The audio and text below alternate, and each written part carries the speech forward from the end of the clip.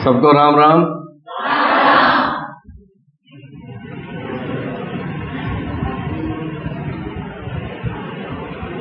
आज ये मेरा सौभाग्य है कि इतने सारे योगी राज, ज्ञानवान, हमारे गुरुजन, हमेशा नतमस्तक रहता हूं मैं गुरुजनों के कारण, जो है क्योंकि बचपन से पहली क्लास से लेके मेडिकल कॉलेज तक के जितने भी टीचर्स हैं मुझे बहुत अच्छे से याद हैं।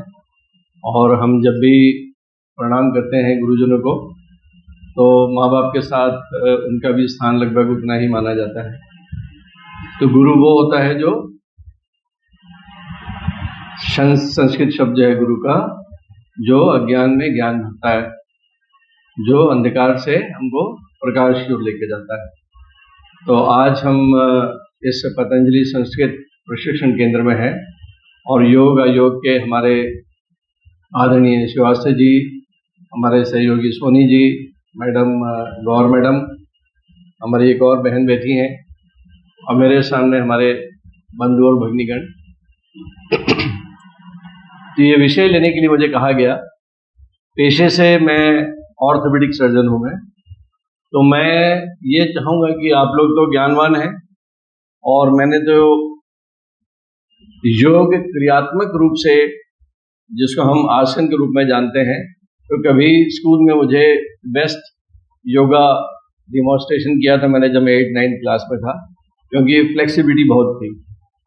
तो वो एक इनाम के बाद में उसके बाद जो है जीवन में हम फिर योग से भोग की तरफ निकलते हैं और फिर भोग से रोग में आने लगते हैं और जीवन में एक क्रम से चलता रहता है कि योग से फिर भोग, योग छूट जाता है, आदमी जो है अपने सेंशुअल भौतिकवाद आनंद में खो जाता है और भोगी बन जाता है, भोगते हैं और उससे जो है फिर रोगों की उत्पत्ति होती है। फिर जब अकल आने लगती है एक उम्र में जाके, तो हम फिर रिवर्सल जाते हैं, फिर रोग से योग की तरफ जाते हैं। तो आप लोग वो इस प्रकृति द्वारा चुने गए कुछ लोग हो जो मुझे लगता है कि अपने स्कूल में जाके आप अपने सहयोगियों को, सहपाठियों को इस योग से अवगत कराएंगे। ये योग विद्या अपने आप में एक ऐसी अनूठी विद्या है, जितना इसमें गहराई में जाए उतने ही मोती हमको मिलते हैं। तो विषय में प्रवेश करने से पहले 2 छोटी छोटी कथाएं मैं सुनाना चाहूंगा। एक नगर सेठ थे, बहुत ही पैसे वाले थे, बहुत ही सत्वगुण से परिपूर्ण उनका व्यक्तित्व था और अथाह संपत्ति। उनके 2 बेटे थे। समय काल के अनुसार जब उनको अपना अंत समय निकट जान पड़ा तो उनको ये डिसाइड करना था कि अब जो है जो व्यापार है वो किसके हाथ में दे। तो व्यापार जो है ये आवश्यक नहीं होता कि उत्तराधिकारी को ही मिले, कि बेटे 2 बेटे हैं तो बड़े बेटे को मिले। तो उसमें जो अनुकूल होगा, जो उसका अधिकारी होगा सच में, अब उनको ये पता करना था कि वो व्यापार किसके हाथ में दे। तो उचित समय जान के जो है दोनों बेटों को बुलाते हैं और कहते हैं कि मैं चाहता हूं कि जो है मैं मेरे रहते हुए ये व्यापार जो है मैं उचित हाथों में दूं। तो दोनों में से कौन इसका असली वारिस होगा, मैं इसके लिए मैं आपसे कुछ करवाना चाहता हूं। अब बहुत बड़ी हवेली थी, हवेली में नौकर चाकर भी रहते थे। तो उनके घर के पीछे 2 कोठियां थी जो बहुत समय से बंद थी, काफी समय से बंद थी, मकड़ी के जाले और सब मेंटेन नहीं थी वो। तो वो अपने जेब से 100-100 रुपए के 2 नोट निकाल के देते हैं। आज के युग में 100 रुपए की क्या अहमियत है हम सब जानते हैं। तो 100-100 रुपए के 2 नोट देते हैं, एक बड़े बेटे को देते हैं और एक छोटे बेटे को देते हैं और कहते हैं कि कल सुबह तक वो 2 कोठियां हैं, एक ये तुम्हारी, ये छोटे की, अब उनको आपको भरना है। वो खाली पड़ी हैं, तो खाली है तो उनको आपको भरना है, ये 100 रुपए लो। तो दोनों बेटे जो है वो अपनी और देखते हैं एक दूसरे की तरफ कि 100 रुपए में क्या मिलेगा, क्या भरेंगे 100 रुपए में। बट पिताजी का आदेश है, तो 100 रुपए लेके बड़ा वाला अपने परिवार में चले जाता है। अपनी पत्नी से बोलता है पता नहीं शायद पिताजी थोड़े से इस उम्र में जो है वो ऐसी बहकी बहकी बात कर रहे हैं शायद। अब उन्होंने 100 रुपए दिए हैं, 100 रुपए में बोला है कि वो कमरा कोठी भरना अब 100 रुपए में क्या भरेंगे कोठी? बहुत दिमाग लगाते हैं कि, और दूसरा जो है व्यापार तो कायदे से मुझे मिलना चाहिए, मैं ही बड़ा हूं, लेकिन पिताजी ने ये कंडीशन लगा दी है, तो क्या करें? तो उनकी जो पति पत्नी में डिस्कशन होता है तो पत्नी बोलती है कि 100 रुपए में क्या आएगा, कचरा ही आएगा 100 रुपए में। तो एक काम करो कि भोपाल नगर निगम जो है जहां पे कचरा फेंकता है, तो वहां पे किसी भी कचरे वाले को 100 रुपए दो, एक आध ऑफर लगाएगा और वो 2-4-5 ठेले जो है वो भर देगा, अपने कमरा भर जाएगा उससे। अरे बोले क्या ब्रिलियंट आइडिया है ये तो बहुत ही अच्छा आइडिया है, कमाल का आइडिया है, बस व्यापार अपने हाथ में आ जाएगा कल। तो वो जो है वो जाके अपने नगर निगम के बंदे से बात करके वो अपना काम कर देता है। अब अगले दिन जब सुबह होती है तो वो पिताजी सेठ जी वो निकलते हैं दौरे पे, तो बोलते हैं अच्छा बड़ा बेटा उसका, जैसे वो कमरा खोलते हैं तो उसमें जब भपका निकलता है एकदम कचड़े का, दूषित स्मेल कचड़ा एकदम से, बोले अरे बंद कर देते हैं दरवाजा। बोलते पिताजी क्या हुआ, आपने तो देखा नहीं कमरा? बोले नहीं मैंने देख लिया, कमरा भरा हुआ है, दूसरे का देखते हैं। तो दूसरे का जैसे ही दरवाजा खोलते हैं तो उसमें जो है दीप जल रहा है, उसमें अगरबत्ती है, 3-4 अगरबत्तियां, धूप, खुशबू है उसमें कमरे में भरी हुई, और हल्का सा बांसुरी का वादन चल रहा है, और वो आराम से आसन में छोटा बेटा उनका बैठा हुआ। तो दोनों ने कमरों को भरा, एक ने काहे से भरा और एक ने उस अंधकार को उजाले से भर दिया, खुशबू से भर दिया, संगीत से भर दिया। तो ये बताने की आवश्यकता नहीं है कि उस पिता ने आशीर्वाद किसको दिया होगा, किसको दिया होगा? छोटे बेटे को। तो जानते हो वो पिता कौन था? वो पिता है वो ईश्वर, और बेटे कौन है? हम लोग। और कमरा क्या है? हमारा जीवन। और वो जो 100 रुपए हैं वो 100 रुपए क्या है? वो है हमारा माइंड, हमारी बुद्धि, हमारा विवेक। तो हम करते क्या जीवन में? हम अपने जीवन को काहे से भर लेते हैं? ईर्ष्या से, क्रोध से, गुस्से से, लालच से, सरकास्टिक कमेंट करना, दूसरे को छोटा दिखाना, सास बहू के साथ, बहू सास के साथ, पति पत्नी के साथ, पत्नी पति के साथ, भाई भाई के साथ, जमीन पे झगड़े। माँ ने छोटी बेटी को बोला कि मोबाइल मत देख, वो बगल के कमरे में जाके उसने जो अपने दुपट्टे से अपना काम तमाम कर लिया। क्या चल रहा है? क्या किया हमने अपने जीवन के साथ? तो ऐसे जीवन में जो है वो ईश्वर कैसे प्रसन्न होगा, कैसे आपको सफलता देगा? तो योग जो है एक बहुत बड़ा माध्यम है अपने जीवन में उजाला और खुशबू भरने का। आप लोग वो लकी लोग हो कि जिनको एक चांस मिला है। कुछ तो ऐसा सोच रहे होंगे कि जबरदस्ती है गवर्नमेंट की, जबरदस्ती जो है वो मार मार के, जैसे हम बोलते हैं ना कि पाठ पढ़ाना, कि योगा करा रहे हैं, मूर्ते बनता नहीं है, सब जो है मतलब स्टिफनेस आ गई, इस उम्र में भी योगा थोड़ा सीखते हैं। गवर्नमेंट ने एक नियम लगा दिया, नहीं ऐसा नहीं है। योग के मायने क्या है, हम जो विषय में प्रवेश करेंगे तो आपको पता चलेगा कि योग से मैं क्या समझता हूँ व्यक्तिगत रूप से।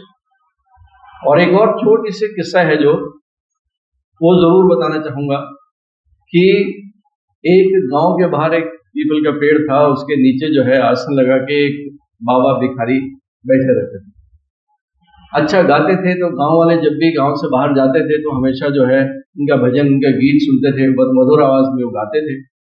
तो गांव वालों के साथ में सालों साल जो है जो छोटे बच्चे थे वो बड़े हो गए, युवा से वृद्ध, उन्होंने जीवन भर जो है उनका भजन सुना, वो उनके जीवन का एक अंग बन गया था। वो आते जाते जो है जब भी घर से निकलते तो याद से जो है 1 रोटी 2 रोटी ऐसे करके कुछ ले जाते थे, और वो भिखारी बाबा जो बैठे रहते थे उनको वो दे देते थे।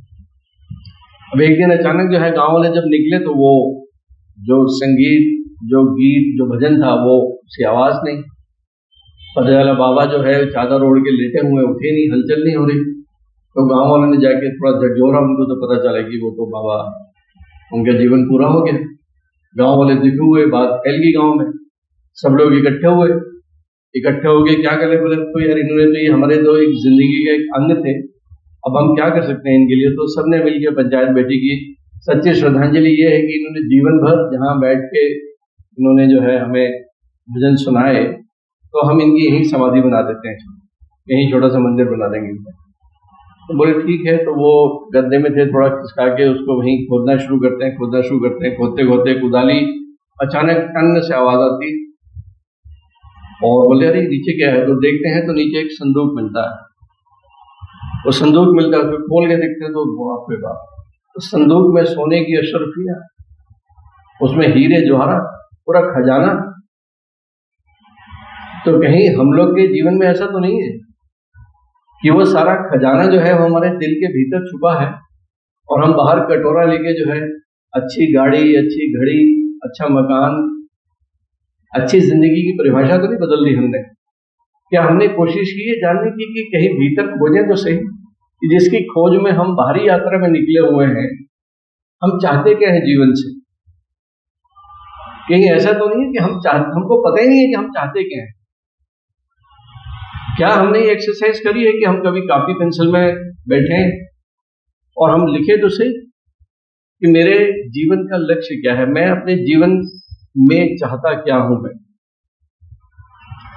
क्या, मैं क्लैरिटी है मेरे थॉट्स में? रोंडा बैरिन की किताब है रहस्य, इंग्लिश में द सीक्रेट, शायद आप लोगों ने, कुछ लोगों ने पढ़ी होगी द सीक्रेट, है ना? Law of attraction. तो लॉ ऑफ अट्रैक्शन क्या बोलता है कि जहां चाह वहां रह, where there is a will there is a way. तो चाह, तो मेरी चाह क्या है? अल्टीमेटली मैं चाह क्या रहा हूं अपने जीवन से? ये इतना क्लियर होना चाहिए कि मैं क्या चाह रहा हूं। मैं 5,60,90,083 पैसे चाह रहा हूं कि इस साल के अंत में मेरे बैंक में इतने पैसे होने चाहिए। इतनी क्लैरिटी होनी चाहिए लक्ष्य की कि मैं चाह क्या रहा हूं। मैं मेरी बेटी की शादी जो है फलाने डॉक्टर से, आईएएस ऑफिसर से, एसपी से, पायलट से, किससे कराना चाहता हूं, किससे करानी चाहती हूं। मेरा बच्चा कैसा पढ़े, ये भीतर लक्ष्य, ये विचार इतना सॉलिड होना चाहिए कि उसमें कहीं संदेह नहीं होना चाहिए आपको। क्यों? क्योंकि ये जो है ट्रांसमीटर है। ऐसे एक नहीं, मैं हजारों एग्जाम्पल बता सकता हूं, हजारों एग्जाम्पल, कि आप चाहो तो सही ईमानदारी से, जो चाहोगे वो मिलता है। ये कुदरत का काम ही है। ये कुदरत में गेहूं का एक दाना बोओगे तो एक दाना नहीं मिलेगा, इसके बदले हजारों दाने मिलेंगे। एक आम की गुठली बोओगे तो आपकी जनरेशन आम खाने चलेंगी।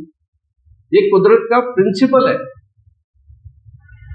दिस इज द, ये अटूट सत्य है ये, कि इस नेचर में, इस ब्रह्मांड में, इस वायुमंडल में, इस कॉस्मोस में जैसे विचार आप फेंकोगे, उसके एबंडेंस में उसका मल्टीट्यूड ही वापस आने वाला है। और आपको जान के आश्चर्य होगा कि मेरे व्यक्तिगत जीवन में योग की परिभाषा यही है। मैं जानता हूं कि भारत में योग की उत्पत्ति हुई हजारों वर्ष पहले, चाहे वो पतंजलि जी हो, चाहे वो भगवान कृष्ण हो गीता में, चाहे वो हठ योग प्रदीपिका हो। लेकिन योग की उत्पत्ति का मतलब है, और योग से मतलब क्या है? योग का मतलब क्या होता है हम सब जानते हैं। योग मतलब जुड़ना। तो योग का मतलब अगर जुड़ना है तो मैथमेटिक्स में अगर एक में एक जोड़ेंगे तो कितना आएगा आंसर? 2। बट योग के गणित में जब एक में एक जोड़ते हैं तो 2 नहीं बनता, 11 बनता है। ये है योग की असली ताकत। योग का मतलब यह है कि अगर आज मैं 10,000 रुपए मेरी सैलरी है, और अगर मैं योग करता हूं और उस सैलरी में अगर 11,000 रुपए हो जाते हैं इंक्रीमेंट में, तो 1,000 रुपए का योग हो गया। ये है योग। अगर एक बच्चा 100% मेहनत करके अगर 80% लेके आता है, अगर वो योग में अपने आप को पारंगत करता है, योगिक क्रियाएं करने लगता है, तो उतनी ही मेहनत में वो अब 90% लाएगा। तो उसके जीवन में कितने परसेंट का योगदान हो गया? 10% का। तो योग एक वो विद्या है, मैं आपको जब बताऊंगा कि भारत में जो योग जरूर पैदा हुआ, लेकिन वेस्टर्न वर्ल्ड में, हार्वर्ड में हो, चाहे स्टैनफोर्ड में हो, चाहे जर्मन में हो, मैं American academy of orthopaedic surgeon का मैं इंटरनेशनल एफिलिएट मेंबर था। तो एक बार कॉन्फ्रेंस में मैं जा रहा था अमेरिका, तो फ्रैंकफर्ट में मेरे को 5-6 घंटे रुकना था। तो मेरे हाथ में कुछ किताब थी, मेरे बगल में एक गोरा बैठा हुआ था, मैंने देखा गीता पढ़ रहा है। तो उत्सुकता मैं उसके पास गया, मैंने ये आप गीता कैसे पढ़ रहे हो? बोलता मैं पीएचडी कर रहा हूँ गीता। अब वो मैं भारत का हूं स्वाभाविक, मैंने बोला अच्छा बनारस से? बोले नहीं जर्मनी से। वो जर्मनी से गीता में पीएचडी कर रहा है, वो भी संस्कृत में। ये बात है 10-12 साल पहले की। तो मुझे खुद पे तरस भी आया और बेचारगी भी आई कि हम लोग मतलब कितने अधूरे हैं, कितने भाग्यशाली हैं कि ये पूंजी जो है, हम लोग भीख ही मांगते रहते हैं ऊपर बैठ के। हम लोग क्यों भीतर की यात्रा की तरफ नहीं जाते? हमारे भारतीय सनातन चिंतन का जो आप कल्पना तो करके देखो, आप हम सबको पता है कि वेद जो है लगभग कितने वर्ष पहले वेद रचे गए? 5000 वर्ष पहले तो पतंजलि का योग सूत्र है जिसका कि सबूत है। उसके भी पहले के लगभग 10,000 वर्ष पूर्व, ये कोई ऐसे हवाई की बातें नहीं है, इसके प्रूफ है। आप कल्पना करके देखो कि 10,000 वर्ष पूर्व आपके पिताजी के पिताजी, मतलब हमारे दादा के जीवन में घरों में लाइट नहीं होती थी। कितनी पुरानी बात है, 60-70 साल पुरानी, 60-70 साल 80 साल पहले जो है हमारे घरों में लाइट नहीं थी। गांव में एक साइकिल आ जाता था तो गांव वाले शायद देखने जाते थे कि अरे साइकिल आ गया। 70-80 साल 100 साल, मेडिकल साइंस 250 साल पुरानी है। 100 साल पहले 1925 में पेनिसिलिन की इजाद हुआ। पेनिसिलिन एंटीबायोटिक, पहला एंटीबायोटिक मात्र 100 साल पहले आया। तो मैं तो 10,000 वर्ष पहले की बात कर रहा हूं कि 10,000 वर्ष पहले जब वेद रचे गए, तो आप कल्पना करके देखो कि कैसे रचे गए होंगे। इंटरनेट था क्या तब? साइंस थी क्या? प्रिंटर थे क्या रहा होगा? और मैं ये भी दावे के साथ कह रहा हूं, जहां खड़ा हूं बहुत जवाबदारी के साथ में, कि जितनी भी साइंस, आर्ट, मेडिकल साइंस हो, चाहे वो मैकेनिकल साइंस हो, चाहे आर्ट्स हो, संगीत हो, सारी की सारी चीजें कहां से निकली हैं? वेदों से। सारी की सारी चीजें, आप एस्ट्रोनॉमी ले लो, आप आर्किटेक्चर ले लो, आप physics, chemistry, maths, botany, commerce, anything, सारी की सारी चीजें हमारे वेदों से निकली। और वेद 10,000 वर्ष पहले, तो ऐसा वहां पे क्या रहा होगा? कौन सा विज्ञान रहा होगा 10,000 वर्ष पहले कि लोगों ने जो है वेद रचे गए, जो आज भी उतने ही, कितना ज्यादा उनका हमारे जीवन के साथ में सारी साइंस की आदान प्रदान वहां से होता है। इन सब का जुड़ाव कहीं ना कहीं है हमारे योग से है।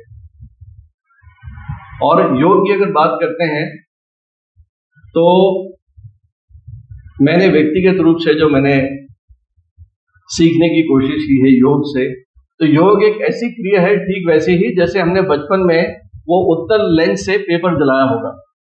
किसने एक्सपेरिमेंट किया है बचपन में? वो लेंस से जो है अपन धूप में दिखाते हैं और पेपर जलता है। सबने एक्सपेरिमेंट किया लगभग। आपको पता है एक बात कि बाहर का जो टेम्परेचर है वो 30-40 डिग्री है, और हमने एक लेंस रखा निर्जीव, और उसने पेपर को नीचे न्यूज़पेपर में से धुआं पैदा कर दिया, काला कर दिया। उस न्यूज़पेपर को जलाने के लिए मालूम वहां पे उस बिंदु पे कितना टेम्परेचर चाहिए? 218 डिग्री सेंटीग्रेड। 30-40 डिग्री सूर्य की किरणों को वो केंद्रित करके उस तापमान को कितना ऊंचा कर रहा है? 218 डिग्री सेंटीग्रेड, जिससे पेपर जल रहा है। अरे योग यही तो है। योग क्या कर रहा है? योग आपकी जो साधारण मेंटल कैपेसिटी है, इमोशनल कैपेसिटी है, फिजिकल कैपेसिटी है, आपकी साइकोलॉजिकल कैपेसिटी है, आपकी एजुकेशनल कैपेसिटी है, आपकी प्रोफेशनल कैपेसिटी, आपकी सोशल कैपेसिटी, ये सबको फोकस करके आपकी क्षमता को एम्पलीफाई कर रहा है। मेरे ख्याल से आप लोग सब लोग जाके जो है पतंजलि के योग सूत्र को पढ़ना। क्योंकि आपने इस विषय में अध्ययन किया है, तो हम गीता पढ़ते हैं, हम मानस पढ़ते हैं, रामायण पढ़ते हैं, अच्छा लगता है। मुझे लगता है कि पतंजलि बड़ा बोरिंग है, क्योंकि पतंजलि में कैरेक्टर नहीं है। गीता में तो कैरेक्टर है ना, रामायण में भी कैरेक्टर है, मानस में भी। तो हम जो है एक उसको एक स्टोरी जैसे पढ़ लेते हैं, इंटरेस्ट लगता है कि हाँ क्या होने वाला है, क्या होने वाला है। बट पतंजलि जो है फॉर्मूला है, मैथमेटिक्स का फॉर्मूला है पतंजलि। तो पतंजलि में जो तीसरा जो लेसन है विभूतिपाद, तो विभूतिपाद के 9 से लेके 18वें श्लोक को आप उसको ध्यान से पढ़ना, उसको कई बार पढ़ना पड़ेगा। मैं उसको कम से कम 50 बार पढ़ के, और हर बार पढ़ता हूं तो उसमें नई चीज निकल जाती है।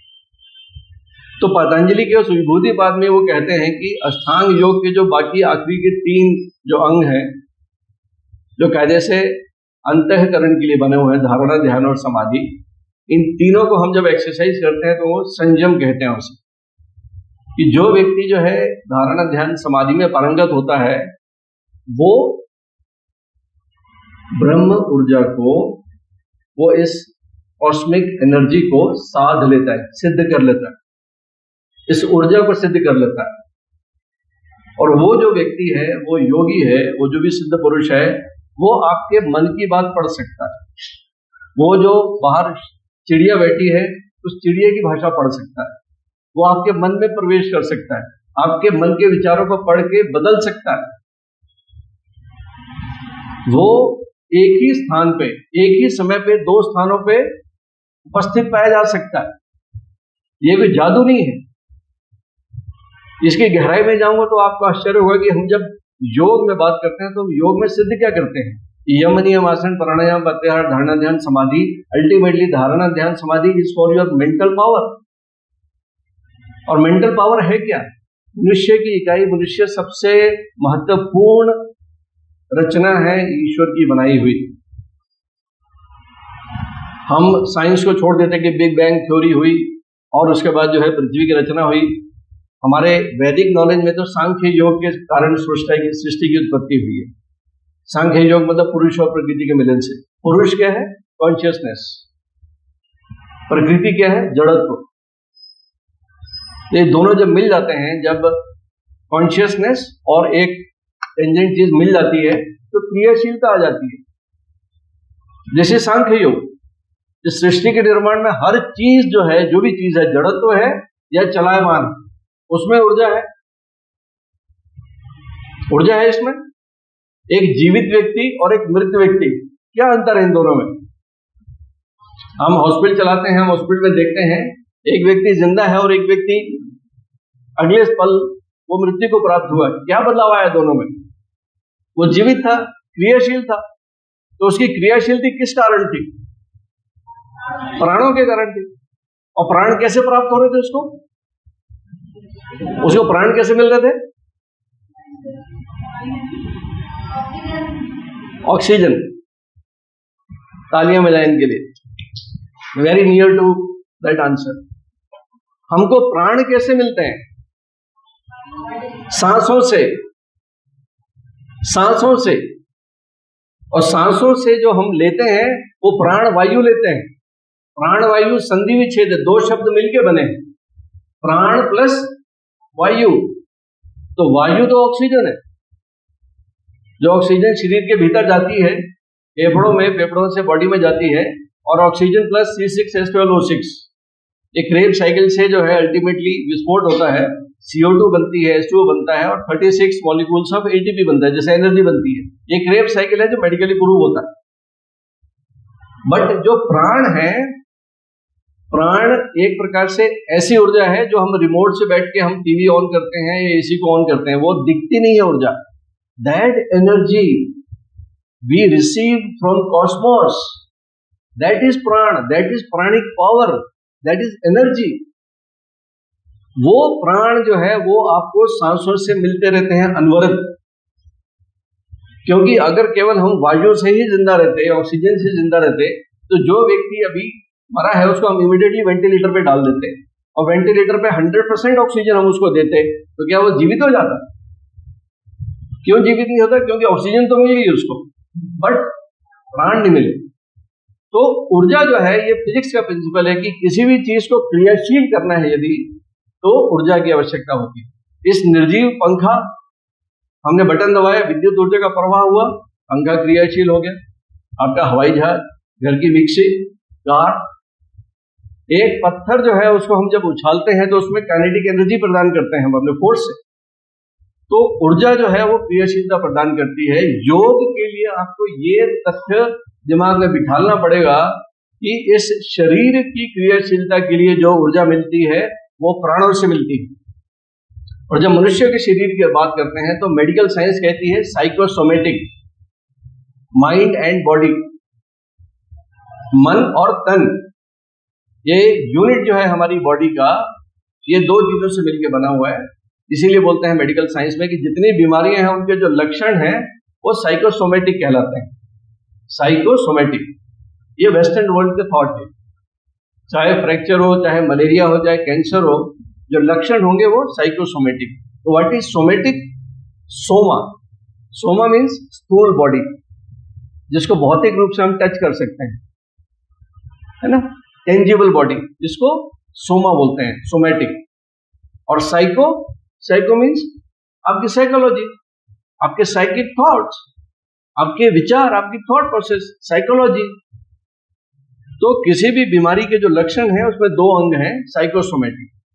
और आपको जानकर आश्चर्य होगा कि मेडिकल साइंस कहती है कि किसी भी बीमारी में जो साइको पार्ट है वो 75% अदा करता है रोल बीमारी में, 75%, just because of your psyche, and 25% pertaining to the soma। हम जो दवाइयां देता है, जो डॉक्टर दवाइयां देता है, आपको केवल 25 पैसे ठीक करता है आपको डॉक्टर। 75 पैसे जो है आपके भीतर का जो एक हीलिंग क्रिया है बेसिकली, वो आपको ठीक करती है। और उस क्रिया का नाम क्या है? प्लेसेबो। अक्सर ऐसा सुना होगा आपने, बड़े बूढ़े भी बोलते थे यार कि फलाने डॉक्टर के पास चले जाओ, आधा तो वो अपनी बातों से ठीक कर देता है ना। ऐसा होता है कई बार, हमारा विश्वास होता है। तो वो विश्वास वो इसलिए नहीं है कि डॉक्टर अच्छा है, वो विश्वास आपका विश्वास है, वो आपके दिमाग की श्रद्धा है, trust that is deep inside your brain, वो इग्नाइट होता है। और वो जब इग्नाइट होता है तो आपके भीतर जो है वो एंडोर्फिन सीक्रेट करता है, गाबा हार्मोन सीक्रेट करता है, सीरोटोनिन सीक्रेट करता है। वो आपकी साइकी, आपकी सोच है कि मैं वहां जाऊंगा ठीक हो जाएगा। मन्नत मांगते हैं हम कि ये काम हो जाए तो मैं वैष्णो देवी जाऊंगा, ये काम हो जाए तो मैं दरगाह जाऊंगा, ये मन्नत पूरी हो जाए। What is this? This is all science, quantum physics है ये। तो जो योग है वो योग केवल और केवल आपकी इस विचारों की धारा को केंद्रित करता है। जो जितने भी चीजें हैं, जो यहाँ पे यम नियम आसन, जितने भी अष्टांग योग है, एक एक क्रिया जो है आपकी अल्टीमेटली जो थिंकिंग है, थॉट पावर को साधती है। जिस तरह से 30 डिग्री टेम्परेचर 218 डिग्री में तब्दील होता है, जैसे जैसे हम इस योगी की क्रियाओं में हम अपने आप को ढालते हैं, आपके भीतर की जो इच्छा शक्ति है, आपके भीतर का जो साइकी है, आपके भीतर का जो डिसीजन मेकिंग है, आपके भीतर की जो मेमोरी है, आपके भीतर के इमोशंस हैं, ये सारे के सारे जो है वो एम्प्लीफाई होते हैं और वो ही आपके भीतर के रोगों को दूर करते हैं। ये बिल्कुल साइंटिफिक तथ्य है। यहां पे कृष्ण भगवान क्या कहते हैं, अगर हम बात करते हैं उनके दूसरे अध्याय का 48वां और 50वां जो श्लोक है, उसमें वो कहते हैं बेसिकली कि समत्वम योग उच्यते। और एक श्लोक में कहते हैं वो कि योगः कर्मसु कौशलम, अर्थात कर्म में कुशलता ही योग है। आप जो भी काम करते हो, अगर थोड़ा सा भी योग अपनाते हो अपने जीवन में, आपके कर्मों में सफलता मिलेगी ही मिलेगी। ये बाय डिफॉल्ट होगा, आप करके देखिएगा। अब तो आप लोग यहाँ से जब जाओगे, आप जो है, आप किसी और को सिखाओ ना सिखाओ नहीं पता मुझे, बट अपने जीवन में 15 मिनट जो है इस क्रिया को अगर अपना लोगे, लिख लो आज जो है जाके, आपके परिवार में परिवर्तन होता हुआ दिखेगा। आपके आसपास की परिस्थितियां बदल जाएंगी, आपके रिलेशनशिप बदल जाएंगे, आपके भीतर और बाहर जो परिवर्तन होगा वो टेंजिबल आपको दिखेगा। ये मैं दावे के साथ कह सकता हूं, नहीं तो आप मुझे फोन करके बोले डॉक्टर साहब आप बकवास करके चले गए। ये कितना मतलब हाथ कंगन को आर्ची क्या बोलते हैं ना, करके दिखिएगा इसको ईमानदारी के साथ। तो योग में सबसे बड़ी जो चीज है योग की, योग बाहरी यात्रा नहीं है, योग आंतरिक यात्रा है। योग आंतरिक यात्रा है। योग वैसे ही आपकी मन स्थिति को बदलता है, जैसे एक तालाब में अगर पानी की लेयर में हलचल है तो उसमें चांद का प्रतिबिंब भी नहीं दिखेगा और ना उसके भीतर की गहराई के भीतर छुपे चीजें भी नहीं दिखेंगी।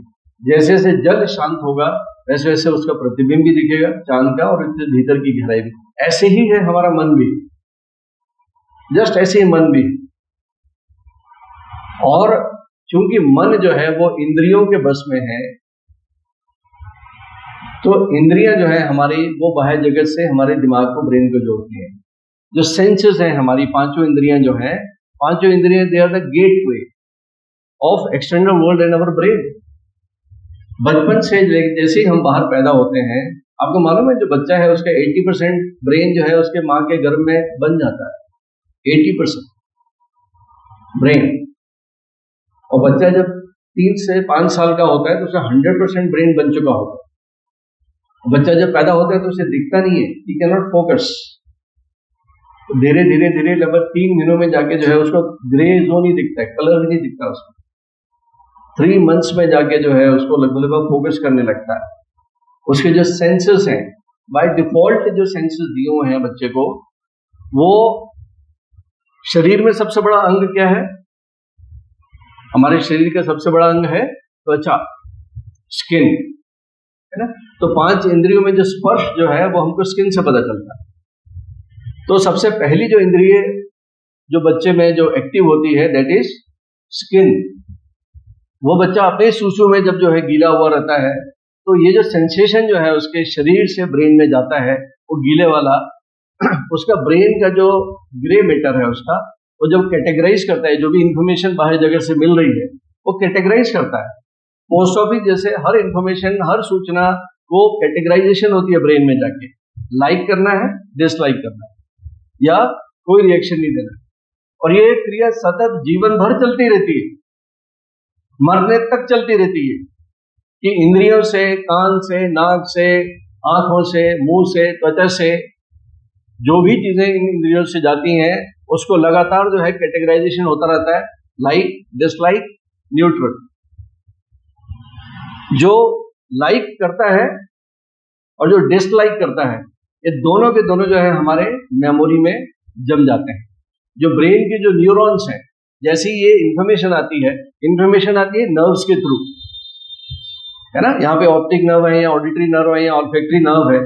ये सारे के सारे जो मैसेजेस हैं ये छोटे छोटे माइक्रो करंट के रूप में जो है नर्व से जाते हैं ब्रेन में, है ना। मैंने अगर रेड कलर देखा तो कैसे मेरे ब्रेन को पता चला कि रेड कलर है ना, रेड है, ग्रीन है, या मैंने मीठा खाया, या मैंने कुछ म्यूजिक सुनी।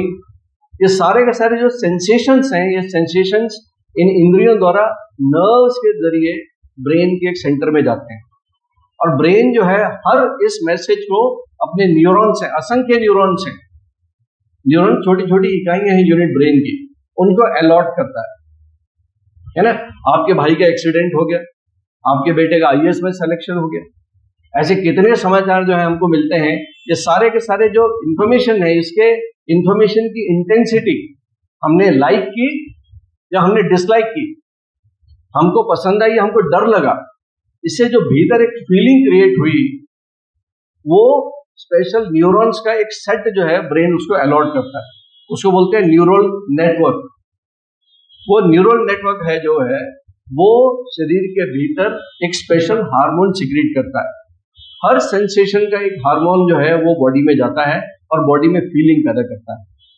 तो इमोशन जो है they are nothing but they are the chemical signature of your experience. Chemical signature, सब केमिकल लो, चाहे पिक्चर में डायरेक्ट भी है। तो जितने भी ये इंफॉर्मेशन है सारे के सारे आपके न्यूरॉन्स में, और न्यूरल सर्किट जो है वो एक स्पेशल हार्मोन सिक्रीट करता है, उससे आपके भीतर फीलिंग पैदा होती है। और जो फीलिंग की इंटेंसिटी है, बुरी है या अच्छी है, उसको हमारा ब्रेन जो है वो उससे स्नैपशॉट लेता है और स्नैपशॉट लेके याद रखता है, उसको हम लोग बोलते हैं मेमोरी। और हम जब वैदिक नॉलेज की बात करते हैं तो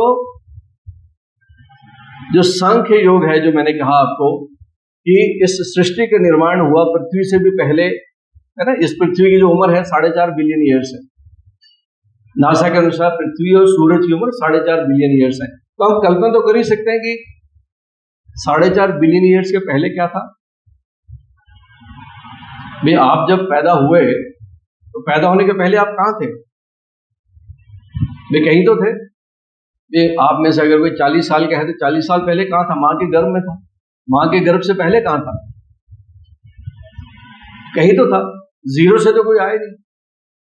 तो यही हमारा सनातन धर्म जो है कहता है कि हम लोग इसलिए प्रीवियस लाइफ में भी बिलीव करते हैं कि आत्मा जो है अजर अमर है। इसकी ये जो जर्नी है बेसिकली, तो क्वांटम फिजिक्स में बात करते हैं तो आत्मा इज एनर्जी, यही आइंस्टीन बोल के गया। तो आइंस्टीन ने साइंस और स्पिरिचुअलिज्म के बीच में बहुत अच्छा ब्रिज बनाया जब उसने बोला कि E = mc², कि किसी भी वस्तु को अगर प्रकाश की दुगनी गति दे दो तो वो ऊर्जा में बदल जाती है। तो कृष्ण ने भी यही कहा और आइंस्टीन ने भी यही कहा कि सारी दुनिया जो है छलावा है, माया है, डिल्यूशन है, ये कुछ है नहीं। ये इतनी जल्दी आपस में ये परिवर्तित होती है ऊर्जा कि जब मैनिफेस्टेड फॉर्म में आती है, जिसको हमारी इंद्रियां जान पाती हैं, तो हमको आभास होता है और वही हमारा नॉलेज बन जाता है। अदरवाइज ये कुछ है नहीं। तो योग में जब हम पारंगत होते हैं, पतंजलि ने ये बात का पता किया कि उन लोग जब किसी सिद्धियों को प्राप्त करते हैं तो उस ब्रह्म विद्या का ज्ञान उनको हो जाता था हमारे ऋषि मुनियों। आपको पता है कि जब आदम सभ्यता, आज की जो सभ्यता है, हम तो चांद और मंगल पे भी चले गए हैं, हम थोड़ा सा 10,000 वर्ष, 15,000 वर्ष, 20,000 ईयर्स पीछे जाके देखो। आप कल्पना करो, आप हम लोग कल्पना तो कर ही सकते हैं। हम जब जंगल में रहते थे, जंगल में हम जब रहते थे तो हमारे बाकी जो प्राणी थे वो भी हमारे साथ रहते थे। मनुष्य ही एक ऐसा प्राणी निकला जो चौपाए से दो पाया बना। इवोल्यूशन में कहा जाता है कि जैसे से वो 4 की जगह 2 पैर पे खड़े होने लगा, तो जितने भी 2 पैर पे चलने वाले हैं उनके ब्रेन में नियोकॉर्टेक्स ने जन्म लिया। स्पेशल सेल्स बने हैं ह्यूमन ब्रेन में। तो we have got the largest neocortex among all the species. Human brain के नियोकॉर्टेक्स सबसे बड़ा है और इस नियोकॉर्टेक्स की एक खासियत है कि इसमें जिज्ञासा पैदा होती है। किसी और जानवर में जिज्ञासा नहीं है, वो कल्पना और एंटिसिपेट नहीं कर सकता। केवल मनुष्य का दिमाग है जो एंटिसिपेट कर सकता है, जो इमेजिन कर सकता है। और इस रेस में केवल मनुष्य होमो सेपियंस ऐसे थे जिन्होंने आग से दोस्ती करी। आपको पता है कोई भी और प्राणी जो है, चाहे शेर हो चाहे हाथी हो, फायर से डरते हैं। केवल मनुष्य है जिसने आग को अपने काबू में पाया। तो जब ये जंगल में जब इवोल्यूशन चल रहा था तो होमो सेपियंस ने, क्योंकि वो इंटेलिजेंट थे, क्योंकि उनमें जिज्ञासा थी कि पानी में कहीं पेड़ के नीचे खड़े हुए तो उनको अच्छा लगा, तो दिमाग चल गया कि हाँ यार किसी शेल्टर के नीचे खड़े होते हैं। इस तरह से उनमें जिज्ञासा पैदा हुई। इस जिज्ञासा से बुद्धि का विकास हुआ। इस बुद्धि के विकास ने किसको जन्म दिया? विज्ञान को। तो विज्ञान और तकनीकी के सहारे उस मनुष्य ने धीरे धीरे धीरे सभ्यता के विकास में अपने अनुसार जो है अपनी सुविधा के लिए चीजों का निर्माण करना चालू किया, जिससे धीरे धीरे जो मॉडर्न साइंस बनी। तो साइंस ने जो है, मनुष्य ने साइंस को यूज किया अपने हितों के लिए, अपने लाभ के लिए, अपने मजे के लिए, अपनी लग्जरी के लिए। तो धीरे धीरे वो भौतिकवादी बन गया। भौतिकवादी बन गया, उसको भौतिक चीजों में सुख मिलने लगा। तो ये सुख जो थे, जो उसमें से जो और जिज्ञासा वाले बंदे थे, उनको लगा कि पहली बार जो है मैं जब स्कूटर से कार में आया, इस कार ने जो पहली बार जो मुझे आनंद दिया वो 2 महीने बाद नहीं दिया। ये जो एंजॉयमेंट जो है मेरे को पहली बार मिला, तो बाद में उन्होंने देखा कि जो इंद्रियों जनित सुख जितने भी होते हैं उनमें एडॉप्टेशन की एक प्रॉपर्टी होती है। जितने भी इंद्रियों जनित सुख है, आपने पहली बार रसगुल्ला खाया, जितना मजा आएगा तो 100 में रसगुल्ले में उतना मजा नहीं आएगा। तो ये जितनी इंद्रियां हैं ये में एडॉप्टेशन है। तो एडॉप्टेशन के बाद में वही सुख उनको दोबारा मिला नहीं, तो किसी दूसरे सुख में चले गए, किसी तीसरे सुख में। तो हम लोग तमाम जीवन जो है हमारे भौतिकवादी बाहरी जगत में हम अपने सुखों को ढूंढते रहते हैं। अब उसमें से भी जो कुछ ज्यादा जिज्ञासु थे, उनको ये लगा कि ऐसा तो काम चलेगा नहीं, मुझे तो सत्य चित आनंद की खोज में जाना है, मैं तो परमानेंट प्लेजर की खोज में जाऊं।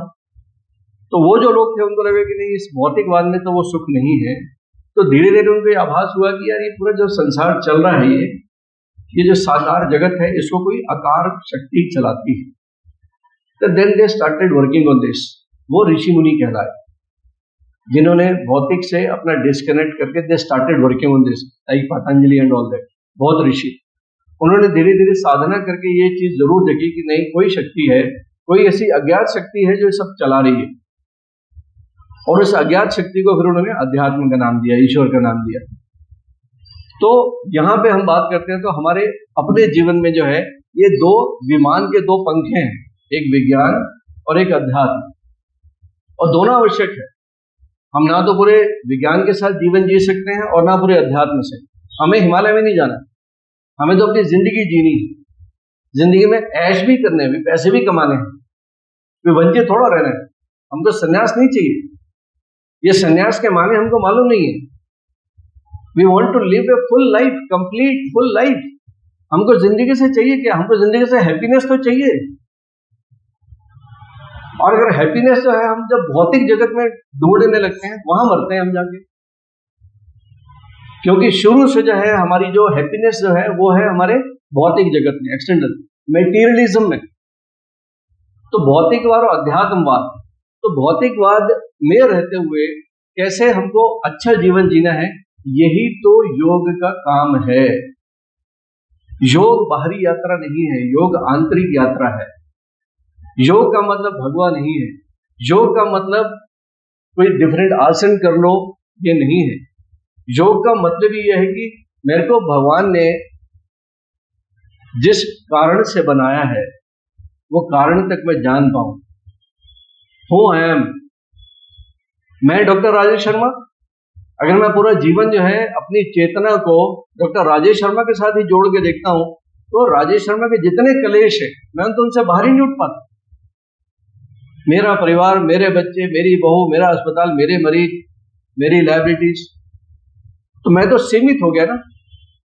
तो अहम ब्रह्मस्मि कहां गया?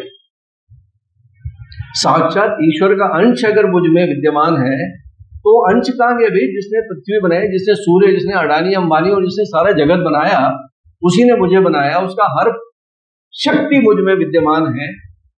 तो विद्यमान शक्ति को तो खोजना है मुझे, और वो है।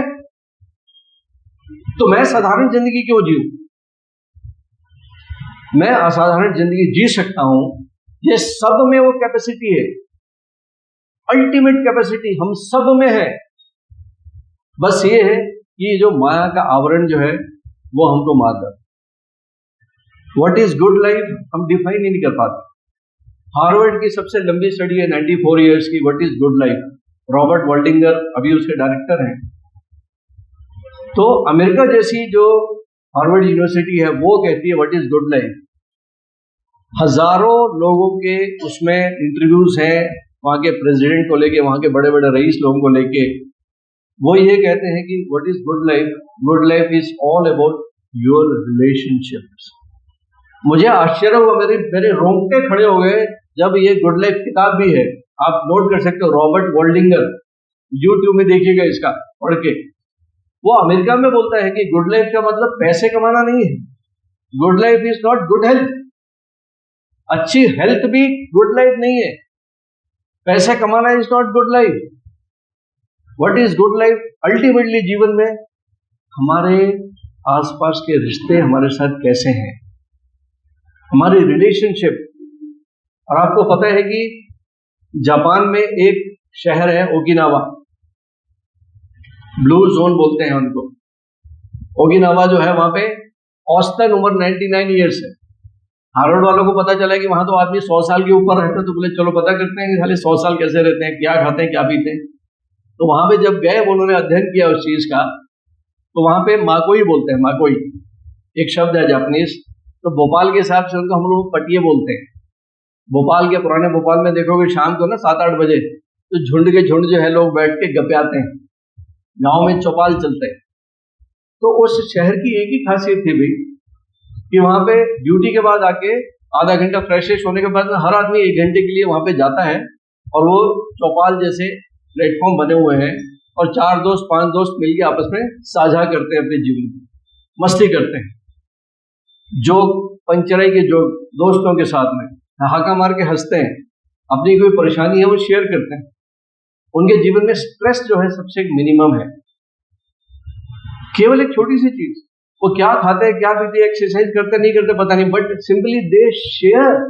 उनके रिलेशनशिप, एक छोटी सी रिलेशनशिप जो है आपके जीवन के सारे तनाव को दूर कर लेती है। ये हार्वर्ड ने निकाला कि उनके उम्र का और कम उम्र का रीजन क्या हुआ कि जब हम शेयर नहीं करते। सिंपल सी बात है। तो मेडिकल साइंस ने भी जो है जब इस चीज पे खोज की तो उन्होंने देखा कि योग में ऐसी क्या चीज है कि हम जो है जो इस योग में हार्वर्ड वालों ने बैठ के फिर साइंस की जो मेडिकल साइंटिफिक फैक्ट क्या है, साइंटिफिक एविडेंसेस क्या है योग में। जो यम नियम आसन आप सबने पढ़े हुए हैं, लेकिन पतंजलि ने जो यम जो बनाया है, जो 5 जो यम के जो चीजें मिलते हैं, अहिंसा, सत्य, अस्तेय, ब्रह्मचर्य और परिग्रह, ये समाज के लिए, ये समाज को इंप्रूव करने के लिए। जो नियम है आपके शौच, संतोष, तप, स्वाध्याय और ईश्वर परिग्रह, ये आपके इंडिविजुअल अनुशासन के लिए। एंड आसन शरीर की स्थिरता के लिए, प्राणायाम श्वास नियंत्रण के लिए, प्राणायाम श्वास नियंत्रण के लिए, और प्रत्याहार इंद्रिय नियंत्रण के लिए, धारणा एकाग्रता के लिए, ध्यान आंतरिक शांति के लिए, और समाधि तो फिर अल्टीमेटली जो है दैट इज आत्मा का विलय हो रहा है उसके साथ में। ये सिंपल सा रीजन है। आप इन सब से, इसलिए जो स्पिरिचुअलिज्म का जो सिंबल है वो कमल है कि खिलता तो कीचड़ में ही है, जड़े कीचड़ में ही है।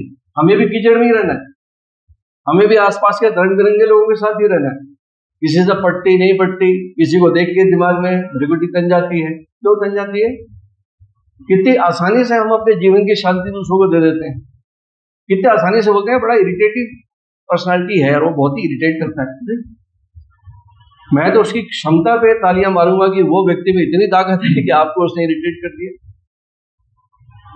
आपकी पर्सनालिटी इतनी छोटी है, चलते चलते जो है सामने वाले को तंग करना है, कंधे को यूं टकरा के चले जाओ, देखो पलट के जवाब में देख के नहीं चलता क्या अंधे?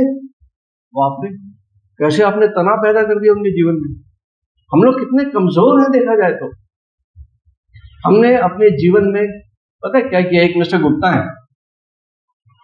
मिस्टर गुप्ता रोज सुबह वॉक करते हैं आधे घंटा, उसके बाद प्राणायाम करते हैं, योग करते हैं, और वो घर जाते हैं। एक दिन घर जाके जब नहाने जाते हैं तो नहा के देखते हैं तो जब उनको टूथपेस्ट करनी होती है तो टूथपेस्ट में जान नहीं बची, तो वो बचा बचा के करते करते करते थोड़ी सी टूथपेस्ट निकलती है तो थोड़ा झल्ला जाते हैं। झल्ला के बाहर आके अपनी पत्नी को बोलते हैं कि अरे वो तुम देख तो लिया करो जरा, है वो टूथपेस्ट में टूथपेस्ट है नहीं, जरा बदल दो उसको। घर में बैठे बैठे क्या करते तुम, ये काम कर दो, तुम देख तो लिया करो।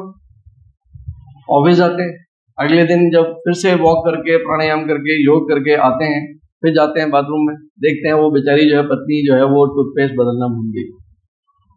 अब उनका दिमाग जो है 7वें आसमान पे, वो तौलिया लपेट के वैसे बाहर आते हैं और जो है वो अपना आसमान सिर पे उठा लेते हैं। सर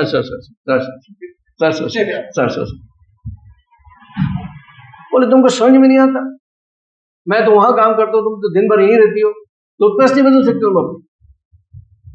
और उसके बाद जो है बनबनाए हुए दिमाग में आधा अधूरा ब्रेकफास्ट करते हैं। ऑफिस से बाहर जाने के लिए जाने की बच्ची 6वीं क्लास में पढ़ती है, वो बेचारी बस से स्कूल जाती है। अब उस दिन जो उसकी बस मिस हो जाती है और जैसे बाहर निकलने होते हैं बच्ची जो है रुआसी होती है, उधर से वापिस आ रही है लौट के, बोले पापा पापा मेरी बस। बाप रे बाप, फिर से उनका दिमाग खराब। फिर पत्नी पे बोले तुमको समझ में नहीं आता, इसको जल्दी तैयार करके क्यों नहीं भेजती, इसको मेरा टाइम हो रहा ऑफिस का। बोले चलो बैठो, और वो उसको जो है वो अगले बस स्टॉप तक छोड़ने जाते हैं। इतने में एक लाल बत्ती आती है, लाल बत्ती में उनका दिमाग खराब। इतने में लड़का कट मार के निकलता है, उसको जो है माँ बहन कर देते हैं उसकी। ऐसे टन तना के जो है अपने ऑफिस में पहुंचते हैं 5 मिनट लेट, तो बॉस घड़ी देखता है और उनको देखता है। उनका दिन भर जो है टेंशन, ना उनसे काम हो रहा है, मेंटली अपसेट है।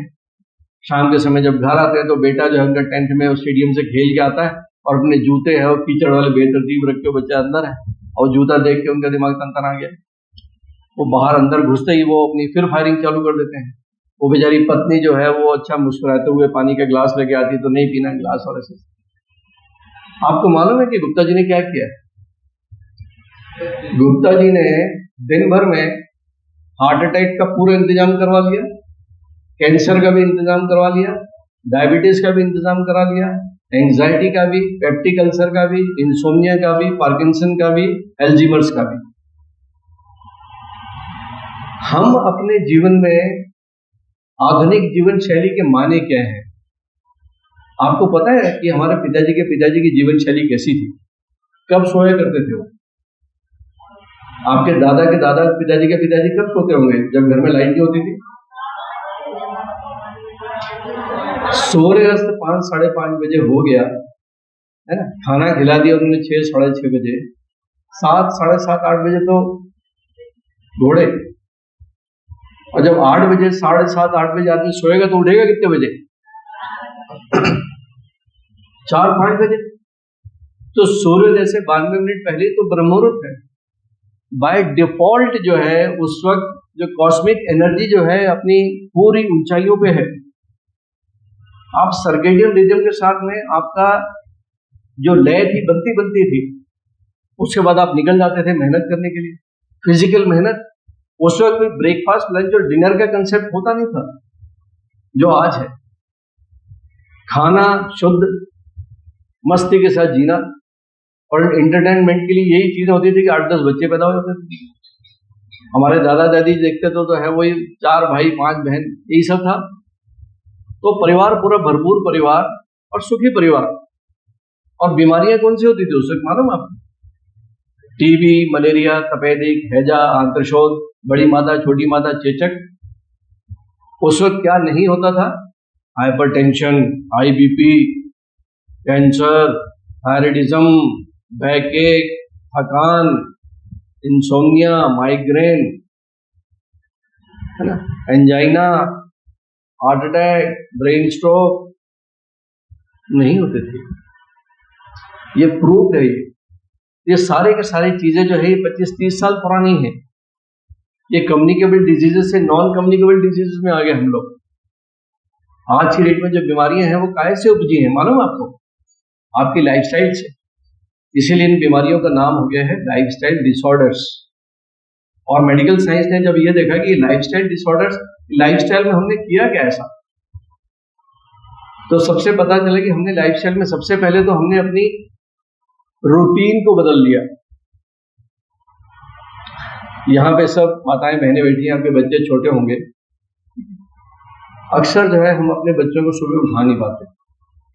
क्यों? क्योंकि रात में जो है वो मोबाइल देखते हैं या कोई गेम देखते हैं या उनको इंटरनेट पे बैठना है या आईपैड पे बैठना है, और वो उठेंगे 10-11 बजे, 9-10-11 बजे उठते हैं बच्चे। रात में सोने का समय 11-12 बजे। सबसे बड़ी बीमारी ये क्यों हो रहा है कि आज की डेट में 30 साल में हार्ट अटैक हो रहा है? आपको मालूम है? एक दूल्हा जो है वो शादी करने जा रहा है, घोड़े पे बैठ के उसको हार्ट अटैक हो गया। पहले तो नहीं सुना मैंने कभी। एक बच्ची जो है वो किसी की शादी में आई, 32 साल की, वो स्टेज में डांस करते करते हार्ट अटैक हो गया। मैंने तो नहीं सुना कभी। एक क्रिकेट खेल रहा है, सिक्सर मारा और रन के लिए दौड़ रहा हो गया। आपको समझना होगा इस बात को कि जो व्यक्ति डांस कर पा रहा है, जो व्यक्ति क्रिकेट खेल पा रहा है, उसका हार्ट तो कमजोर है ही नहीं ना। तो ऐसा क्या हो रहा है जीवन में कि जिम में चलते फिरते डांस करते हुए हार्ट अटैक हो रहा है? यंग 30-35 साल में। और ये मन के भीतर जो है सहन शक्ति कहां चली गई? कि मां ने केवल इतना ही बोला ना बच्ची को कि बेटा तू हमेशा मोबाइल देखते रहती है, मत देखा कर। इतना भी आपके भीतर सहन शक्ति नहीं रही। ये ऐसी क्या चीज है आधुनिक जीवन में? हमारे जीवन में क्या चल रहा है? तो लोग कहते हैं कि साहब आजकल का खाना बड़ा दूषित है, फास्ट फूड और ये पेस्टिसाइड। ये 5% है, 5%। बाकी 95% क्या है? 95% है आपकी मेंटल हेल्थ, आपका स्टेट ऑफ माइंड, आप सुबह उठ के क्या कर रहे हो, इस पे जब जो है मेडिकल साइंस ने पता किया, तो मेडिकल साइंस ने आपके दिमाग को जांच की, आपके दिमाग की कैसे जांच की, जैसे हार्ट की हम जांच करते हैं ईसीजी से, ईसीजी में हार्ट की जो बिजली की तरंगे हैं वो ईसीजी में पता चलती है ना। वैसे ही ब्रेन की जो तरंगे हैं, आप क्या सोच रहे हो क्या नहीं सोच रहे हो, वो ईईजी में पता चलते हैं, इलेक्ट्रोएन्सेफेलोग्राम। तो ये देखा गया कि आपका ब्रेन जब एक्टिव होता है, जब हम बहुत ही चिंता के साथ में चिंतन कर रहे होते हैं, हमारा एग्जाम होने वाला होता है या हमें कोई देखने आने वाला होता है, तो हमारे ब्रेन से जो वेव निकलती है उन्हें बीटा वेव कहते हैं, बीटा वेव। तो ब्रेन की वेव्स के नाम है बीटा, अल्फा, थीटा, डेल्टा और gamma. Beta, alpha, theta, delta और गामा। तो बीटा वेव जो है हम सब जगे हुए हैं आज। बात सुन रहे हो मेरी?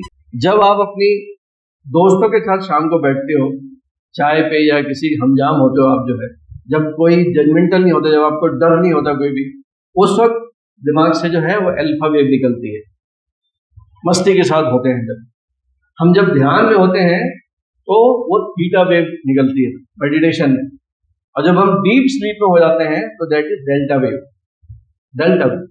और समाधि में गामा है।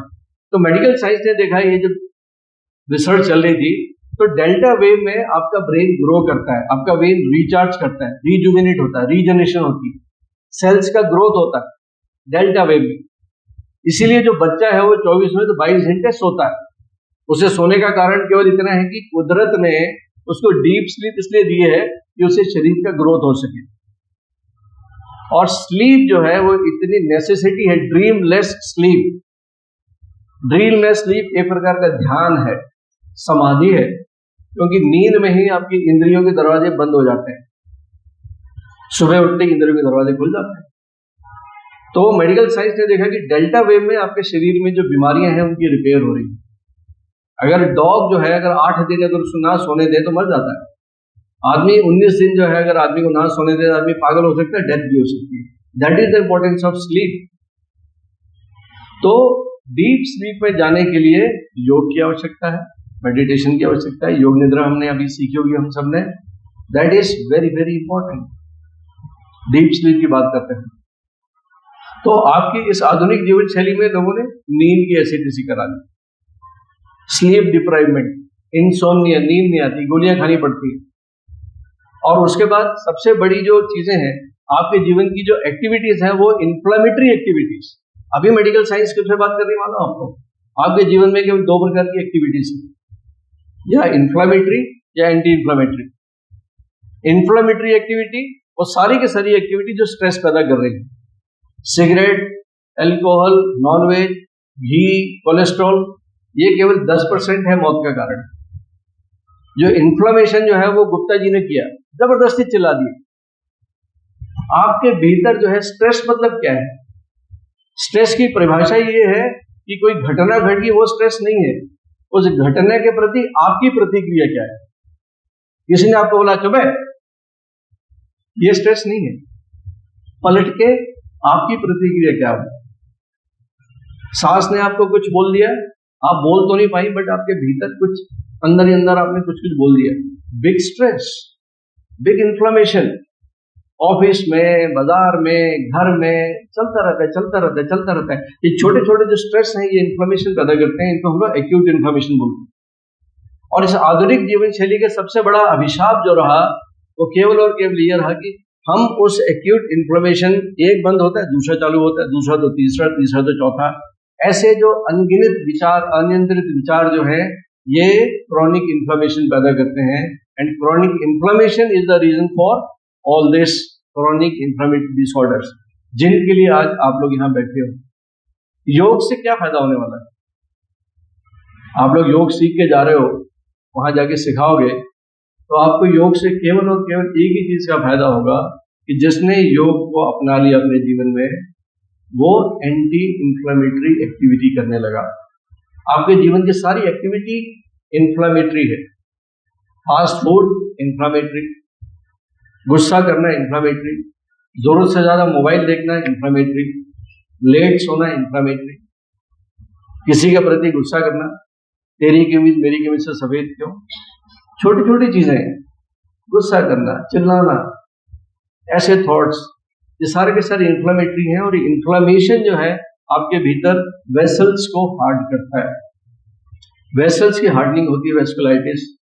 जब ब्रेन की वेसल्स में इन्फ्लामेशन होता है तो माइग्रेन होता है, हेडेक होता है, पार्किंसन होता है, ब्रेन स्ट्रोक होता है। जब हार्ट की सेल वेसल्स में इन्फ्लामेशन होता है तो एंजाइना होता है, चेस्ट पेन होता है, हार्ट अटैक होता है, कोरोनरी आर्टरी डिजीज होती है। जब लंग्स में होता है तो अस्थमा होता है, ब्रोंकाइटिस होता है। जब स्टमक में होता है तो एसिडिटी हो जाती है। पैनक्रियाज में होता है तो डायबिटीज हो जाती है। लीवर में होता है तो इंडाइजेशन और जॉन्डिस हो जाता है। जब ब्लड में होता है तो आपकी इम्यूनिटी लो हो जाती है। स्किन में होता है तो डर्मेटाइटिस हो जाता है। तो मेडिकल साइंस ने केवल एक चीज देखी कि ये सब चीजों का जो है ये लेटेस्ट रिपोर्ट्स हैं, सब 2000 के बाद की सब जांचें हैं ये। और इस पर बहुत बड़ा वर्क जब हुआ तो फिर मेडिकल साइंस ने जो तथ्य बनाए, इसको आप नोट भी कर सकते हो। हार्वर्ड मेडिकल स्कूल 2011 में, ये साइंटिफिक एविडेंस है, मेडिकल रिसर्च है, आखिरी के 10 मिनट है मेरे, उन्होंने जो है स्ट्रेस रिडक्शन और मेंटल हेल्थ पे काम किया कि योग जो है वो कैसे मेंटल हेल्थ पे काम करता है। तो ये हार्वर्ड मेडिकल स्कूल 2011 की रिसर्च है। उन्होंने देखा कि योग से कॉर्टिसोल रिडक्शन होता है, that is stress hormone. Cortisol आपके ब्लड में केवल योग, प्राणायाम और मेडिटेशन से, योग निद्रा से कॉर्टिसोल में कमी आती है, स्ट्रेस हार्मोन्स में कमी आती है। एंजाइटी, डिप्रेशन और PTSD, post traumatic stress disorder, इसमें फायदा मिलता है। आपके फियर में कम मिलता है, जबरदस्ती की एंजाइटी जो होती है। एमिगडाला में, ब्रेन में एक पोर्शन है एमिगडाला, एमिगडाला की एक्टिविटी कम हो जाती है जब हम ध्यान करते हैं। जबरदस्ती का एक भय होता है हमको, फियर ऑफ फेलियर। एग्जाम दिया नहीं लेकिन धक धक धक धक धक पहले होने लगती है। क्यों भाई? क्योंकि सबकॉन्शियस माइंड में कहने की फियर है ना। हमारी बच्ची को कोई लड़का देखने आने वाला है तो जबरदस्ती हार्ट बीट बढ़ गई। क्यों? क्योंकि this is a fear subconscious mind में। ये एमिगडाला, योग से ये थमता है। GABA, that is a gamma amino butyric acid, जो हमारा मूड एलिवेटर है, ये बढ़ता है। ये रिसर्च है हार्वर्ड की। उसके बाद अमेरिकन हार्ट एसोसिएशन ने 2013 में देखा कि हार्ट और कार्डियोवैस्कुलर सिस्टम पे योग का क्या असर आता है। तो उन्होंने देखा कि बीपी कम होता है, कोलेस्ट्रॉल कम होता है, हार्ट रेट कम होती है और एचआरवी बढ़ता है, हार्ट रेट वेरिएबिलिटी, वो इससे इंक्रीज होती है। और reversal of coronary artery disease, सबसे बड़ा जिस पे मैं अभी काम कर रहा हूं क्रिया योग पे, दैट इज द रिवर्सल। कि 90% भी अगर कोरोनरी आर्टरी ब्लॉक है तो स्टंट की जरूरत नहीं है, आप इसको रिवर्सल कर सकते हो। हाइपरटेंशन, आप बीपी की दवाइयां लेते हो, आप इस रिवर्सल पे, वेलनेस पे काम करो, अपनी लाइफस्टाइल सुधारो, आपका बीपी बिना दवाइयों के कंट्रोल हो रहा है, डायबिटीज बिना दवाइयों के कंट्रोल हो रही है, migraine, obesity, anxiety, depression, insomnia, asthma, skin disease, सारी की सारी चीजें रिवर्सल में जा रही है। और अमेरिका में बहुत बड़े लेवल पे काम हो रहा है, इसका नाम है लाइफस्टाइल मेडिसिन। कि लाइफस्टाइल से उपजी बीमारियों को हम गोलियों से क्यों ठीक करें, ये उनको अकल आ गई। और उसमें मैं 95% हमारा आयुर्वेद है, कमाल की बात थी। और अब तो अमेरिका में जो है इसको वहां के इंश्योरेंस कंपनीज ने कवर करना चालू कर दिया, क्योंकि उन्होंने देखा कि किसी को हार्ट अटैक होता है तो $48,000 देने पड़ते हैं इंश्योरेंस कंपनी को। अगर कोई आदमी जो है थोड़ा प्राणायाम और थोड़ा अपनी जिंदगी सुधार ले तो $11,000 में वो सेट हो जाता है। तो ये आज से 5-7 साल बाद आप देखिएगा, ये याद रखिएगा आज का दिन, कि भारत में ऐसे इंस्टीट्यूट खुलने लगेंगे जो रिवर्सल पे काम कर रहे हैं। और उसमें केवल वहां पे MD, MS और DM नहीं लगेंगे, वहां पे योगाचार्य चाहिए पड़ेंगे, वहां पे नेचुरोपैथी के बंदे लगेंगे, वहां पे जो डाइटिशियन लगेंगे, योगा टीचर, काउंसलर्स, इनकी इंपॉर्टेंस आने वाली है। मैं तो कल ही कहीं बैठा हुआ तो मुझे पता चला कि जो हमारे एक बहुत बड़ा कॉलेज है वहाँ पे 3 BMS कॉलेज है। मैंने बोला कैसे खाली रहते हो BMS? बोले सब आजकल जो है BMS के लिए लोग पैसा दे के आ रहे हैं। क्यों? क्योंकि गवर्नमेंट जो है हमारी आयुष मंत्रालय में जो है काफी ज्यादा बढ़ावा दे रही है, और आने वाले समय में जो इंटीग्रेटेड हेल्थ केयर है उसमें योग का बहुत बड़ा योगदान है। ये अमेरिकन हार्ट एसोसिएशन, उसके बाद Journal of Alternative Complementary Medicine, इन्होंने रेस्पिरेटरी सिस्टम और लंग फंक्शन पे काम किया कि योग जो है वो लंग कैपेसिटी को बढ़ाता है और हमारी वाइटल पावर को, और अस्थमा और COPD, chronic obstructive pulmonary disease को कम करता है। National Institute of Health USA, उसने इम्यून फंक्शन और इन्फ्लेमेशन पे काम किया। ये सीआरपी कम होता है, C reactive protein inflammatory marker है जो हार्ट अटैक में और बीमारी में बढ़ता है, रुमेटॉइड आर्थराइटिस में बढ़ता है, गठिया में बढ़ता है, वो योग से कम होता है। IL-6 इंटरल्यूकिन 6 इन्फ्लेमेटरी मार्कर है। नेचुरल किलर सेल्स बढ़ती हैं, इम्यूनिटी बढ़ती है हमारी। सिस्टमिक इन्फ्लेमेशन, ये जबरदस्ती का गुस्सा, जबरदस्ती की उदासी, जबरदस्ती की एंजाइटी, जबरदस्ती का हेडेक, सुस्ती, लो फील करना, ये सारा सारा सिस्टमिक इन्फ्लेमेशन है, ये इससे कम होता है।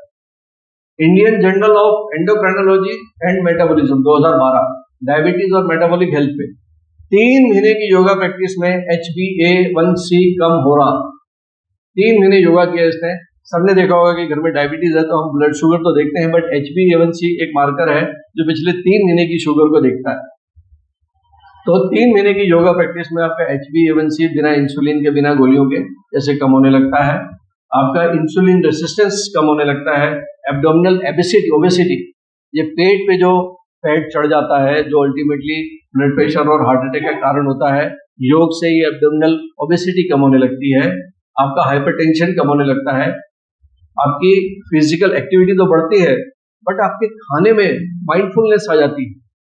आप केवल भूख को मतलब डकार मारने तक नहीं खाते हो, आप सेंसिबल होकर खाने लगोगे, क्योंकि संतुष्टि जो है आपके इस योग से ब्रेन में संतुष्टि आने लगती है, आपकी ईटिंग छोटी हो जाती है।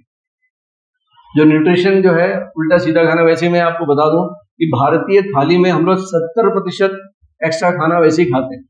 दे रोटी, दे चावल, दे सब्जी, सूद के 70% खाना हमारा एक्स्ट्रा होता है। इतने खाने की जरूरत नहीं है। खाने के लिए जिंदा मत रहो, जिंदा रहने के लिए खाओ। उसके बाद MD Anderson cancer centre USA, उसने बोला कैंसर केयर के लिए कि जिनको कीमोथेरेपी होती है बहुत जल्दी फटीग हो जाती है, उनके बाल झड़ जाते हैं, डिप्रेशन आ जाता है उनको, इमोशनल डिस्ट्रेस ये कम होता है। कीमो के जो साइड इफेक्ट्स होते हैं वो योगा से कम होते हैं। क्वालिटी ऑफ लाइफ इंप्रूव होती है। योग निद्रा एंड मेडिटेशन का तो कमाल है इसमें। उसके बाद National Center for Complementary Interactive Health, इसमें न्यूरोप्लास्टिसिटी और ब्रेन फंक्शन, ग्रे मैटर के वॉल्यूम में, हिप्पोकैम्पस में ग्रे मैटर है वो बढ़ रहा है। उससे क्या हो रहा है? मेमोरी और लर्निंग। अरे बच्चों को कराओ योगा भाई, मेमोरी बढ़ेगी, लर्निंग कैपेसिटी बढ़ेगी, डिसीजन मेकिंग कैपेसिटी बढ़ेगी, नंबर ज्यादा लेके आएंगे। जो मैंने कहा था ना, उतनी मेहनत से अब 80 से 90 नंबर कैसे लेके आएंगे? इसके कारण if they do yoga and pranayama, focus बढ़ता है, क्लैरिटी बढ़ती है, decision making capacity, age related cognitive decline, एक उम्र में बोलते हैं ना सढ़िया गया बुढ़ा, ठीक है, हमारी याददाश्त कम हो जाती है, कम सुनने लगता है। योग अगर करते रहोगे तो ये एजिंग सिम्टम्स जो हैं ये नहीं होते, आपका यूथफुलनेस बनी रहती है। मेयो बेस्ट क्लिनिक है वर्ल्ड की, Mayo clinic, Cleveland clinic, AIIMS, NIMHANS, इन्होंने जो है अपने हॉस्पिटल में ये सारी की सारी चीजों को इसेंशियली बीमारियों में अपनाना चालू कर दिया योगा को, और उसका पैसा लेते हैं अच्छा खासा। तो ये सारी की सारी चीजें जो है योगा की, ये साइंटिफिक फैक्ट्स हैं। योगा केवल और केवल एक मस्ती का कारण नहीं है, क्योंकि हमको फ्री में मिले इसलिए हम इसकी कदर नहीं करते, बट मेरा ऐसा मानना है कि इसे अपने जीवन में उतारें। और ऐसी बहुत सी स्टडीज हैं कि 5 से 15 साल के लिए क्या योग करना चाहिए और अध्यात्म की कौन सी क्रिया करना चाहिए, 15 से 30 साल, 30 से 50 साल और 50 से ऊपर कौन से योगासन करने चाहिए, क्या मेडिटेशन करना चाहिए, हमको क्या स्पिरिचुअल प्रैक्टिसेस करनी चाहिए। क्यों? क्योंकि योगा जो है ये एक भक्ति का कोई कंसेप्ट नहीं है, ये कि इससे हमको जो है भक्ति योग और भक्ति ये सब चीजें सीखें। योगा एक साइंटिफिक, एक एडजुवेंट थेरापी है हीलिंग के लिए, और हम रोज आहत होते हैं। ज्यादा एक्सरसाइज कर ली, आहत हुए, ज्यादा काम कर लिए, ज्यादा बोर हो गए, किसी से तू मैं हो गई, हम वुंडेड हो गए, इंज्योर हो गए। ये छोटी छोटी चीजें जो है हमको हील करती हैं। तो द इम्पोर्टेंस ऑफ योगा जो है केवल अपने शरीर के लिए नहीं, आपकी physical health, personal health, family health, emotional health, psychological health, financial health, social health, spiritual health, relationship, इन सब में योग का बहुत बड़ा एक योगदान है। तो योग अपनाएं, केवल 10 मिनट, 3 मिनट प्राणायाम करें, 4 मिनट सूर्य नमस्कार और बाकी 3 minute meditation. To start with only 10 minutes. बहुत मुश्किल है, मुझे मालूम है, 10 मिनट नहीं निकाल पाते हम जिंदगी का। प्रोक्रास्टिनेशन, कल से करते हैं, कल से करते हैं, कल से करते हो, कल कभी आता नहीं। तो केवल 10 मिनट, आप 45 मिनट करोगे तो बहुत अच्छी बात है। 3 मिनट प्राणायाम, डू आइदर अनुलोम विलोम और simple LSDB, long slow deep breathing, that is vagal breathing, that is parasympathetic breathing. This is American terminology. उन्होंने अनुलोम विलोम को वेगल ब्रीदिंग बोल दिया, बॉक्स ब्रीदिंग बोल दिया। It is so scientific. ये पैरासिम्पैथेटिक एक्टिविटी है, आपके हैप्पी हार्मोन्स को सीक्रेट करती है, हार्ट रेट को कम करती है, आपका भेजा ठंडा करती है। हम बोलते हैं ना, कोई गर्म होता है, कोई गुस्सा होता है तो ठंड, एक लंबी सांस ले आप, मन शांत होता है भाई, प्रूव चीजें हैं। तो केवल और केवल 10 मिनट का योग, that is 3 minutes pranayama, 4 minute का सूर्य नमस्कार, चाहे 2 बार हो चाहे 3 बार हो, और नहीं तो कोई भी आसन, और 3 मिनट का meditation, followed by news, N for nutrition, E for exercise, W for no worries, S for sleep। बस इतना ही करना है आपको। और 2 बातें और, सोने से 1 घंटा पहले मोबाइल और टीवी बंद, ईमानदारी के साथ। ये बहुत बड़े कारण है बच्चों में हार्ट अटैक के, और आजकल ऑटिज्म मिलता है छोटे बच्चों में, जो है वो लेट स्पीच और ये सब कारण जो है। तो कृपया करके सोने से 1 घंटा पहले आपका मोबाइल बंद होना चाहिए और टीवी बंद होना चाहिए, किसी किस्म का स्क्रीन कोई लाइट नहीं। आप कुछ पढ़ें, कुछ भजन लगा लें या गपशप मारें बैठ के। 1 घंटा पहले मोबाइल बंद, और सो के उठ के आधे घंटे तक no newspaper and no mobile. ये बहुत बड़े सूत्र दे रहा हूं आपको मैं, इन्हें जीवन में अपनाइए। आपके जीवन में नहीं चेंज दिखा तो मुझे बताइएगा डॉक्टर साहब आप फालतू बकवास करके चलेंगे। ये जो सारी की सारी चीजें जो बोल रहा हूं मैं, ये सारी की सारी हार्वर्ड रिसर्च है।